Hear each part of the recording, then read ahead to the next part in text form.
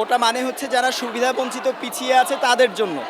৭১-এর যুদ্ধে যে সকল মুক্তিযোদ্ধারা, তাদেরকে শ্রদ্ধার সঙ্গে বলছি, তারা মারা গিয়েছিলেন, তাদের সন্তান যারা, তারা ধরে নেওয়া যায় তার পিতা মারা যাওয়ার কারণে একটা সুন্দর শৈশব, তার যৌবন পায় নাই, সে তার ক্যারিয়ার করতে পারে নাই, সেই জন্য তাকে সুবিধা দেওয়া হয়েছে সে যেন উঠে আসতে পারে।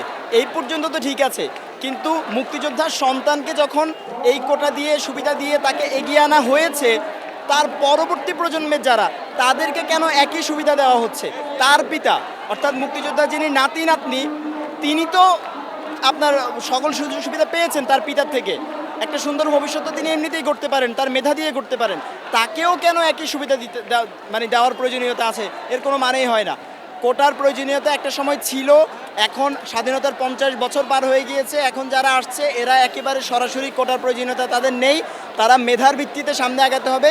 তাছাড়া জননেত্রী শেখ হাসিনা উনি স্মার্ট বাংলাদেশ গড়ার যে স্বপ্ন দেখছেন, সেটা কখনোই কোটা প্রথা দিয়ে সম্ভব না। অবশ্যই বাংলাদেশে সুবিধাবঞ্চিত বিভিন্ন জনগোষ্ঠী আছে, হয়তো অঞ্চলভিত্তিক থাকতে পারে, মুক্তিযোদ্ধা অনেক ধরনের লোক আছে যাদের কোটার প্রয়োজনীয়তা আছে, তাদেরকে সীমিত পর্যায়ে তাদের পরিমাণ, তারা কি পরিমাণ আছে সেই শতাংশ অনুযায়ী তাদেরকে একটা কোটা দেওয়া যেতে পারে। কিন্তু একাধারে সরকারি চাকরিতে 56%, 80%, 92% কোটা টোটাল করলে হয়ে যায়। আপনার প্রাইমারি স্কুলে আপনি দেখেন, সেখানে যখন নারী কোটা দেওয়া হচ্ছে, তারপরে মুক্তিযোদ্ধা কোটা, তারপরে প্রতিবন্ধী কোটা, এত কোটা দেওয়ার পরে তার কিছুই থাকে না, তখন তো কোটা প্রায় এরকমই হয়ে যায়, 80%-এর মতো কোটায় হয়ে যায়। নারী 60% কোটা, 30% আপনার মুক্তিযোদ্ধা কোটা, এরপরে প্রতিবন্ধী কোটা 5% থাকলো আর কি। এই মুহূর্তে স্মার্ট বাংলাদেশ গড়ার জন্য হলেও সব জায়গায় মেধাভিত্তিক নিয়োগ দিতে হবে, কোটা দিয়ে স্মার্ট বাংলাদেশ গড়া সম্ভব না।